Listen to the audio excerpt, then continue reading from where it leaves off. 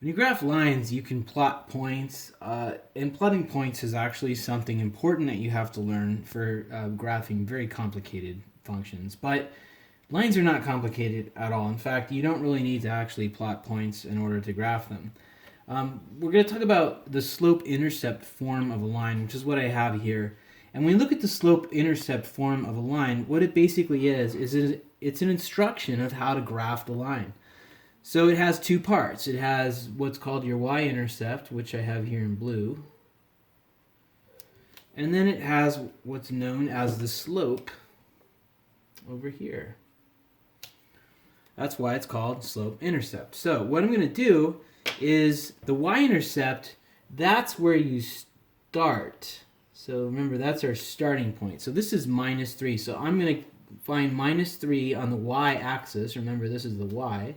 So here's minus 3 right there. Now the slope, that is how we move. So it's telling us how to move from our intercept. Now it has two numbers on it.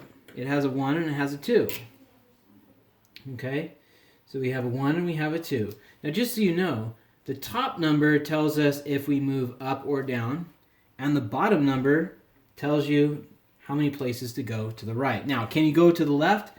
Absolutely, but if you're watching this video, you might be holding on for dear life. So I'm going to say you always go to the right. But technically, you can go both ways. In any case, my slope is 1. That's positive, so I'm going to go up 1. So I go up 1, and then I'm going to go to the right 2. 1, 2, and I have a dot. Up 1, over 2. I have another point. So what I'm going to do now is just draw a line through my points, and my graph is all done. I didn't need to make a table. I didn't need to plug things in. It's actually quite easy. Now the next one here is negative 3/4 x plus 2. So I'm going to start at 2. And then what I'm going to do is I have a minus 3/4. So I'll get a lot of questions about the minus. They say, is the minus on the top numbers and on the bottom numbers and on both? Well, for this, you apply it to the top. So my slope is minus 3/4. And remember what I said. I said the top number tells us if it goes up or down. This is negative, so it's going to go down. The bottom number is going to tell us to go to the right 4 units. So what I'm going to do is I'm going to start at 2. And then I'm going to go down 3. 1, 2, 3. And then I'm going to go 4 units to the right. 1, 2, 3, 4. And I have another point here. And all you need is actually 2 points to make a line. And so I make a line. Negative 3/4 x plus 2. Now, let's say I get lines that look like these. If you look at this formula here, I have a 2. Well, the whole thing I was talking about with the slope, there's a top number, there's a bottom number, there's a numerator, there's a denominator. Well, 2 does have a numerator and a denominator. It's actually 2 over 1. So that's a positive 2, so I know it's going to go up.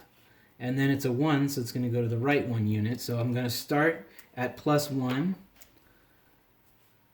Right here, and then I'm going to go up 2 units, 1, 2 over 1, which is here, and draw the line through the 2 points, and I'm done.